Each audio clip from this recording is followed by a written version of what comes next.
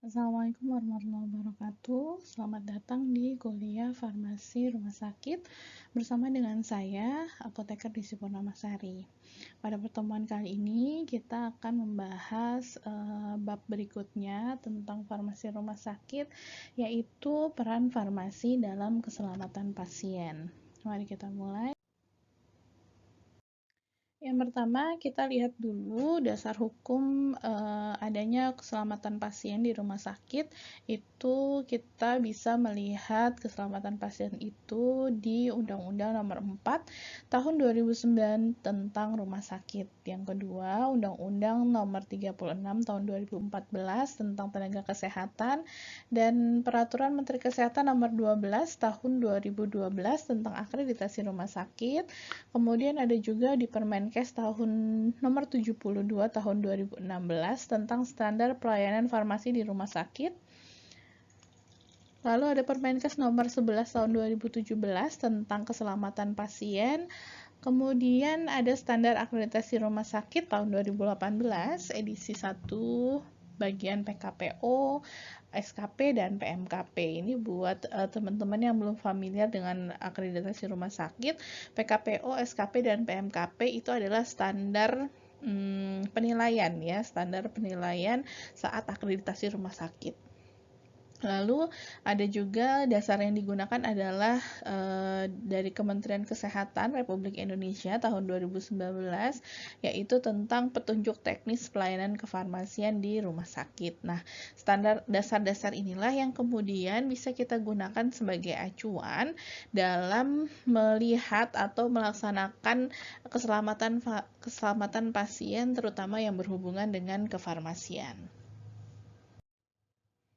Sebelumnya kita lihat dulu definisi keselamatan pasien. Jadi keselamatan pasien itu merupakan suatu sistem yang membuat asuhan pasien lebih aman. Sistem tersebut meliputi asesmen resiko, identifikasi dan pengelolaan resiko pasien, pelaporan dan analisis insiden, lalu ada juga kemampuan belajar dari insiden dan tindak lanjutnya, serta implementasi dari solusi untuk meminimalkan timbulnya resiko dan mencegah terjadinya cedera yang disebabkan oleh kesalahan akibat melaksanakan suatu tindakan atau tidak mengambil tindakan yang seharusnya diambil. Jadi keselamatan pasien itu merupakan suatu sistem ya, suatu sistem yang ada di rumah sakit di mana tujuan utamanya adalah demi keselamatan pasien ya. Mulai dari meminimalkan resiko ya, mengasesmen resiko yang mungkin muncul, kemudian kita mengidentifikasi dan mengelola resiko tersebut. Lalu jika sudah ada laporan atau sudah terjadi insiden, maka insiden tersebut bisa dilaporkan, dianalisis sehingga bisa diketahui apa akar dari masalah yang dapat menimbulkan risiko tersebut ya, sehingga bisa kita analisis langkah-langkah apa saja yang bisa ditempuh untuk mencegah terjadinya cedera atau terjadinya kejadian yang tidak diinginkan terhadap pasien yang diakibatkan oleh kesalahan dari tenaga kesehatan seperti itu. Kemudian insiden keselamatan pasien adalah setiap kejadian yang tidak disengaja dan kondisi yang mengakibatkan atau berpotensi mengakibatkan cedera yang dapat dicegah pada pasien. Jadi ada yang namanya keselamatan pasien dan insiden keselamatan pasien. Jadi insiden keselamatan pasien adalah suatu kejadian yang jelas-jelas tidak disengaja, kemudian kondisi tersebut menyebabkan atau baru berpotensi mengakibatkan cedera pada pasien. Tapi sebenarnya insiden keselamatan pasien tersebut bisa dicegah. Bisa dicegah dengan apa? Dengan tadi ya, dengan adanya sistem keselamatan pasien atau pasien safety. Insiden keselamatan pasien yang terjadi di pelayanan kesehatan itu meliputi 4 kondisi atau 4 kejadian. Yang pertama ada kondisi potensial cedera atau kita sebut dengan KPC, ada kejadian nyaris cedera atau KNC, ada kejadian tidak cedera KTC, dan kejadian tidak diharapkan atau KTD. Nah, 4 kondisi ini adalah insiden keselamatan pasien yang mungkin terjadi di pelayanan kesehatan, di mana KPC atau kondisi potensi cedera ini merupakan kondisi yang sangat berpotensi untuk menimbulkan cedera, tapi belum pernah terjadi insiden ya, misalnya lantai rumah sakitnya licin gitu ya. Lantai rumah sakitnya licin. Hal ini berpotensi untuk menimbulkan cedera jatuh pada pasien atau pada keluarga pasien, tapi sebenarnya belum terjadi insidennya. Makanya disebut dengan kondisi potensial cedera. Kemudian ada juga namanya kejadian nyaris cedera atau KNC, di mana merupakan terjadinya insiden yang belum sampai terpapar ke pasien ya. Jadi pasiennya ini nyaris cedera tapi belum terjadi. Misalnya farmasi salah memberikan obat ya. Farmasi salah memberikan obat kepada pasien tapi ternyata sudah diketahui. Jadi sudah diketahui lebih dulu oleh perawat yang mau memberikan obat. Ternyata obatnya salah gitu ya, kemudian dikembalikan ke farmasi. Nah, itu pasti sudah terjadi kesalahan tapi belum sampai terpapar kepada pasien, sehingga disebut dengan kejadian nyaris cedera. Kemudian ada juga kejadian tidak cedera, yaitu merupakan insiden yang sudah terpapar ke pasien tapi tidak menimbulkan cedera. Ya tadi salah obat, kemudian ternyata sudah diminum oleh pasiennya ya, obatnya sudah dipakai oleh pasiennya, tapi ternyata pasiennya tidak mengalami cedera. Nah, itu yang disebut dengan kejadian tidak cedera. Dan yang terakhir adalah kejadian tidak diharapkan atau KTD, merupakan insiden yang mengakibatkan cedera pada pasien. Misalnya tadi kita ambil contoh yang sama ya, obatnya salah, kemudian sudah dikonsumsi oleh pasien, tapi ternyata pasien mengalami kejadian yang tidak diharapkan dari penggunaan obat yang tidak semestinya. Misalnya pasiennya harusnya diberikan paracetamol, misalnya harusnya diberikan paracetamol, tapi ternyata oleh farmasi diberikan natrium diklofenak atau asam mefenamat gitu ya. Terus pasiennya ternyata setelah minum obat tersebut terjadi gangguan gastrointestinal karena sensitif terhadap obat-obat NSAID. Nah, itu disebut dengan kejadian yang tidak diharapkan. Jadi pasien mengalami cedera yang disebabkan oleh kesalahan dari petugas atau tenaga kesehatan. Selanjutnya, penyelenggaraan keselamatan pasien. Jadi, setiap fasilitas pelayanan kesehatan itu harus menyelenggarakan atau harus memiliki sistem keselamatan pasien, di mana penyelenggaraan keselamatan pasien ini dilakukan dengan pembentukan sistem pelayanan yang menerapkan yang pertama, standar keselamatan pasien, kedua, sasaran keselamatan pasien, dan yang ketiga, 7 langkah menuju keselamatan pasien. Ya, jadi seluruh pelayanan kesehatan baik klinik, kemudian rumah sakit, puskesmas dan sebagainya itu harus menerapkan atau harus menyelenggarakan sistem keselamatan pasien. Kemudian sistem pelayanan itu harus menjamin pelaksanaan yang pertama, asuhan pasien yang lebih aman melalui upaya yang meliputi asesmen resiko, kemudian identifikasi dan pengelolaan resiko pasien. Kedua, melakukan pelaporan dan analisis insiden, kemampuan belajar dari insiden yang terjadi, dan tindak lanjut yang dilakukan atau diambil dari analisis insiden yang sudah dilakukan. Kemudian setelah melakukan pelaporan dan analisis, harus juga melaksanakan implementasi solusi untuk meminimalkan timbulnya resiko dan mencegah terjadinya cedera yang disebabkan oleh kesalahan akibat melaksanakan suatu tindakan atau tidak mengambil tindakan yang seharusnya diambil ya. Jadi dalam melaksanakan sistem pelayanan keselamatan pasien ya, itu kita harus melakukan asuhan yang aman, kemudian jika terjadi insiden harus melakukan pelaporan dan analisis, lalu dilakukan juga tindak lanjut diatur atau disusun tindak lanjut yang bisa dilakukan, kemudian mengimplementasikan dari tindak lanjut dan solusi yang sudah dianalisis tadi dari hasil pelaporan itu harus diterapkan agar mencegah terjadinya kejadian yang sama.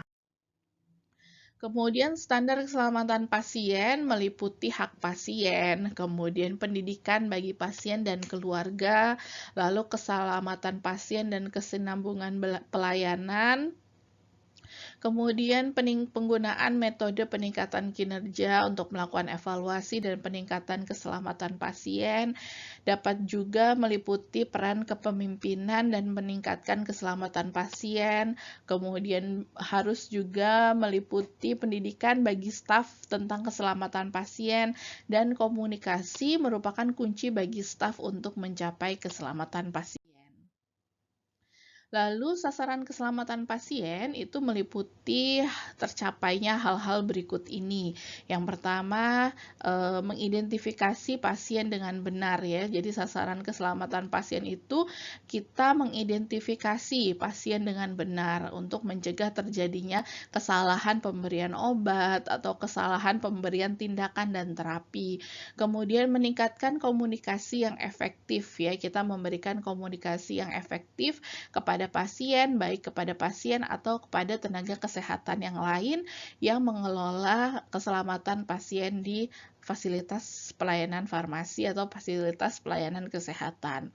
Kemudian meningkatkan keamanan obat-obat yang memang perlu diwaspadai, kemudian memastikan lokasi pembedahan yang benar, prosedur yang benar, kemudian pembedahan pada pasien yang benar. Jadi ketika melakukan operasi, melakukan pembedahan, harus dilihat lokasi pembedahannya, kemudian prosedurnya, kemudian pasiennya harus benar-benar sesuai. Kemudian mengurangi risiko infeksi akibat perawatan kesehatan dan mengurangi risiko cedera pasien akibat terjatuh. Lalu ada 7 langkah untuk menuju keselamatan pasien. Yang pertama adalah membangun kesadaran akan nilai keselamatan pasien, baik kepada tenaga kesehatan yang merawat pasien atau bertanggung jawab terhadap pasien, baik juga kepada pasien itu sendiri. Kemudian memimpin dan mendukung staf untuk menyelenggarakan sistem keselamatan pasien, kemudian mengintegrasikan aktivitas dan pengelolaan resiko, mengembangkan sistem pelaporan yang ada, pelaporan insiden keselamatan pasien, kemudian melibatkan dan berkomunikasi dengan pasien, lalu belajar dan berbagi pengalaman tentang keselamatan pasien yang mungkin yang sudah berpengalaman atau yang sudah mengikuti pelatihan-pelatihan keluar tentang keselamatan pasien, itu dapat berbagi dengan tenaga kesehatan yang ada di rumah sakit. Lalu dan mencegah cedera melalui implementasi sistem keselamatan pasien ya. Jadi ada 7 langkah menuju terjadinya atau tercapainya keselamatan pasien. Lalu yang selanjutnya adalah penanganan insiden. Penanganan insiden ini ditujukan untuk meningkatkan kualitas pelayanan kesehatan dan keselamatan pasien. Penanganan insiden di fasilitas pelayanan kesehatan dilakukan melalui pembentukan tim keselamatan pasien yang ditetapkan oleh pimpinan fasilitas pelayanan kesehatan, baik pimpinan rumah sakit, pimpinan puskesmas, atau pimpinan klinik sebagai pelaksana kegiatan penanganan insiden keselamatan pasien. Kemudian dalam melakukan penanganan insiden tersebut, tim keselamatan pasien perlu melakukan kegiatan berupa yang pertama pelaporan ya, pelaporan terjadinya insiden, kemudian verifikasi dari laporan yang masuk, kemudian melakukan investigasi, lalu melakukan analisis penyebab insiden tanpa menyalahkan, menghukum dan mempermalukan seseorang. Karena biasanya di rumah sakit kulturnya atau budayanya jarang melaporkan adanya insiden keselamatan pasien itu karena takut disalahkan atau takut dihukum atau takut dipermalukan, sehingga dalam melakukan penanganan insiden tim keselamatan pasien harus melihat dan menganalisis terjadinya insiden tanpa menyalahkan atau menghukum dan mempermalukan petugas kesehatan yang melakukan kesalahan tersebut. Kemudian tim keselamatan pasien bertanggung jawab langsung kepada pimpinan fasilitas pelayanan kesehatan ya. Jadi tim keselamatan pasien yang sudah dibentuk tadi bertanggung jawab langsung terhadap kepala rumah sakit, terhadap direktur atau terhadap kepala puskesmas. Keanggotaan tim keselamatan pasien paling sedikit terdiri atas unsur manajemen dan unsur klinisi dari fasilitas pelayanan kesehatan tersebut ya. Jadi ada unsur manajemen yang kemudian dapat mengambil tindakan jika misalnya solusi dari insiden keselamatan pasien yang diambil adalah terkait manajemen, dan juga unsur klinisi yang memang mengetahui kondisi klinis dari pasien atau kondisi yang terjadi di lapangan seperti itu. Nah, tugas dari tim keselamatan pasien ini yang pertama adalah menyusun kebijakan dan peraturan yang ada di bidang keselamatan pasien ya. Jadi kebijakan, SOP, kemudian peraturan-peraturan terkait keselamatan pasien ini disusun oleh tim keselamatan pasien. Kemudian mengembangkan program keselamatan pasien, melakukan motivasi, edukasi, konsultasi, pemantauan dan penilaian terhadap penerapan program keselamatan pasien yang sudah ditentukan sebelumnya.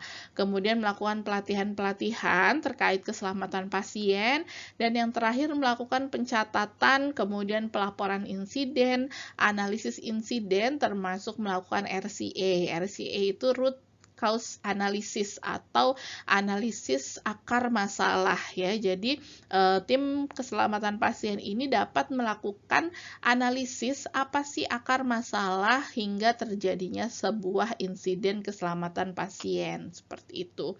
Kemudian juga mengembangkan solusi untuk meningkatkan keselamatan pasien ya. Dari analisis RCA yang dilakukan oleh tim keselamatan pasien harus dikembangkan solusi apa yang kemudian dapat diambil, langkah apa yang dapat ditempuh untuk meningkatkan keselamatan pasien di fasilitas pelayanan kesehatan.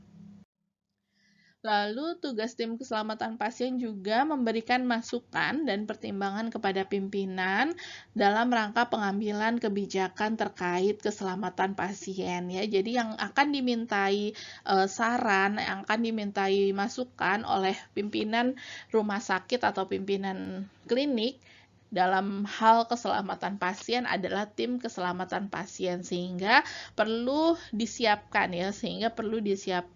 masukan-masukan dan pertimbangan-pertimbangan terkait keselamatan pasien. Kemudian membuat laporan kegiatan yang ditujukan kepada pimpinan fasilitas pelayanan kesehatan dan juga mengirim laporan insiden secara kontinu melalui e-reporting sesuai dengan pedoman pelaporan insiden ya. Jadi sekarang dari Kementerian Kesehatan itu kita punya reporting atau sistem pelaporan secara elektronik yang dapat dilakukan oleh rumah sakit langsung laporan ke Kementerian Kesehatan. Jadi ada kejadian-kejadian insiden keselamatan pasien apa saja yang terjadi di rumah sakit atau di fasilitas pelayanan kesehatan tersebut harus dilaporkan ke Kementerian Kesehatan secara berkala ya.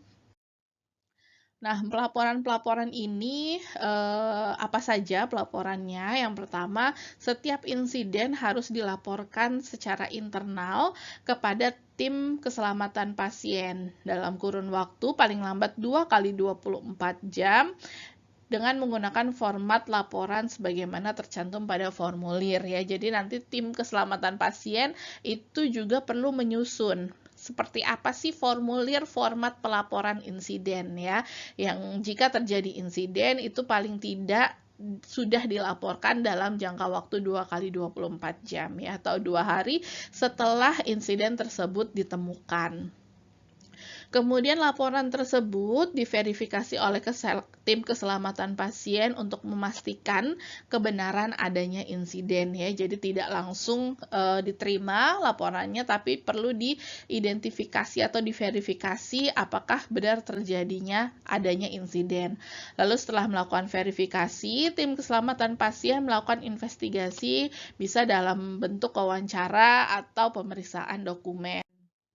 Kemudian dari hasil investigasi, tim keselamatan pasien lalu menentukan derajat insiden ya atau grading dan melakukan root cause analysis atau RCA dengan metode baku untuk menemukan akar masalah ya. Jadi akar masalah dari terjadinya insiden keselamatan pasien tersebut apa? Harus ditentukan berdasarkan grading dan root cause analysis atau RCA.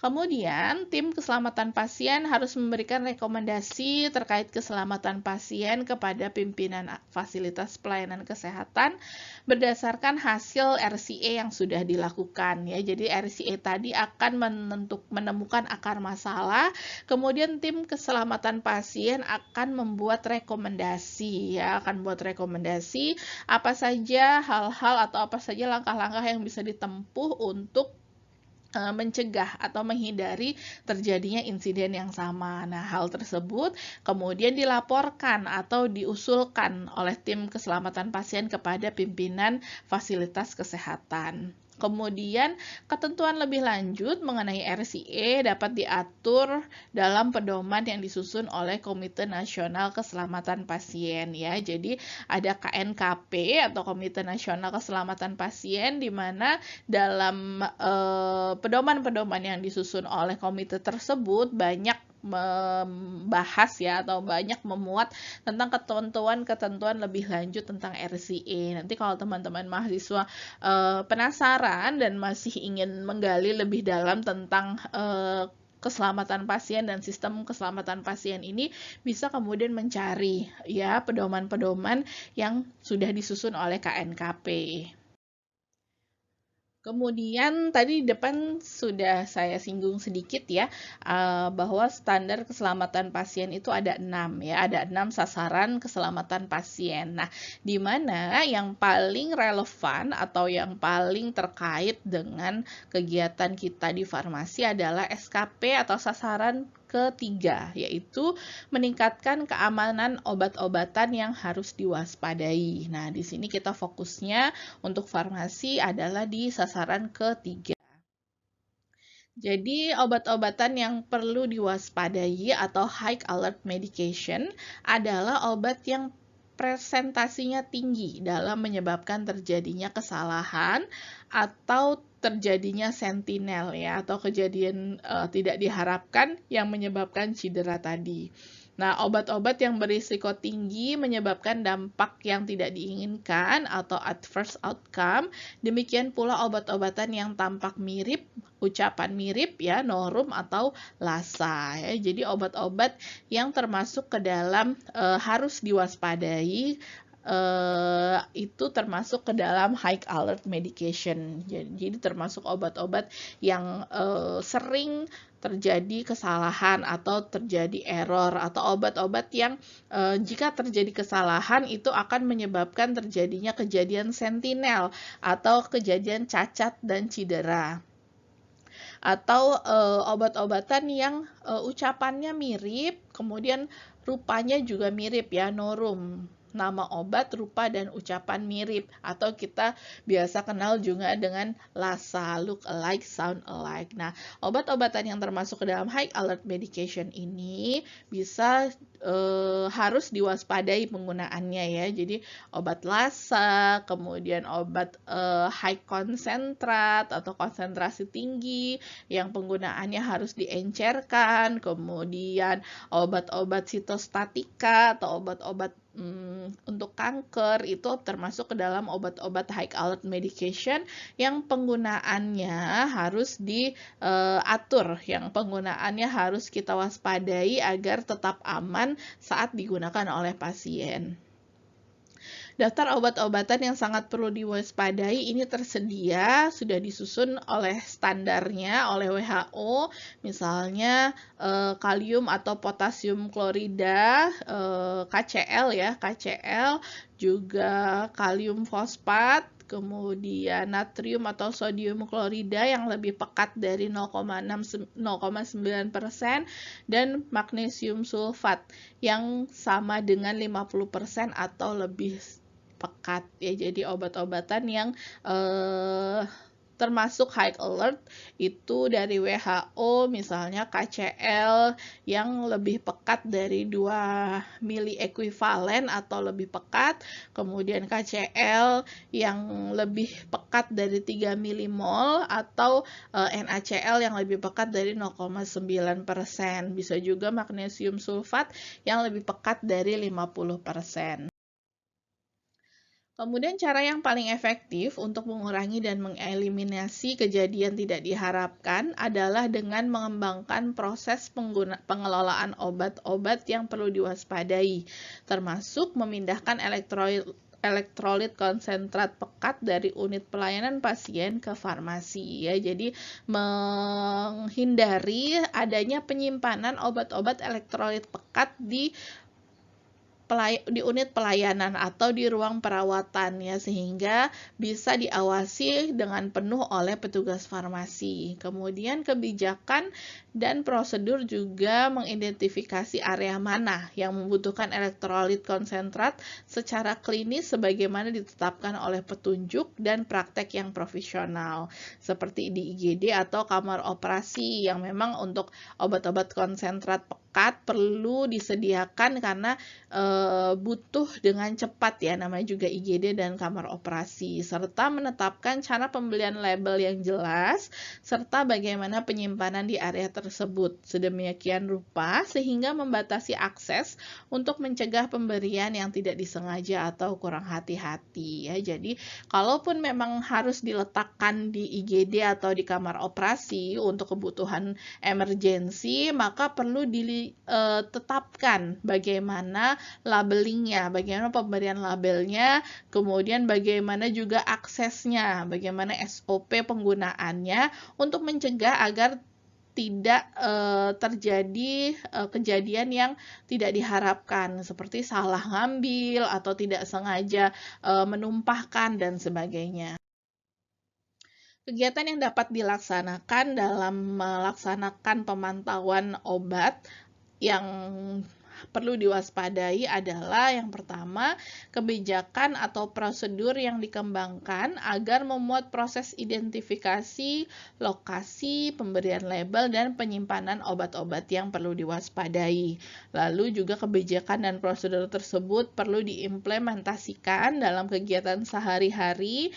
Kemudian untuk elektrolit konsentrat tinggi tidak berada di unit pelayanan, kecuali memang jika dibutuhkan secara klinis dan tindakan diambil untuk mencegah pemberian yang tidak sengaja di area tersebut bila diperkenankan kebijakan ya. Jadi kalau memang harus diberikan atau ditempatkan di area ruang perawatan seperti IGD, kamar operasi atau ICU, kita perlu menetapkan SOP ya, perlu menetapkan SOP yang tepat, bagaimana caranya, bagaimana prosedurnya agar tidak terjadi kesalahan. Kemudian elektrolit konsentrat yang disimpan di unit pelayanan pasien harus dibeli label yang jelas dan disimpan pada area yang dibatasi secara ketat atau restricted area seperti itu. Sehingga obat-obat tersebut yang harus diwaspadai penggunaannya tetap bisa terjaga sehingga meminimalkan terjadinya kesalahan penggunaan obat tersebut. Oke, sekian terkait peran farmasi dalam keselamatan pasien. Terima kasih atas perhatiannya. Saya mohon maaf jika ada kekurangan dan kesalahan. Saya tutup. Wassalamualaikum warahmatullahi wabarakatuh.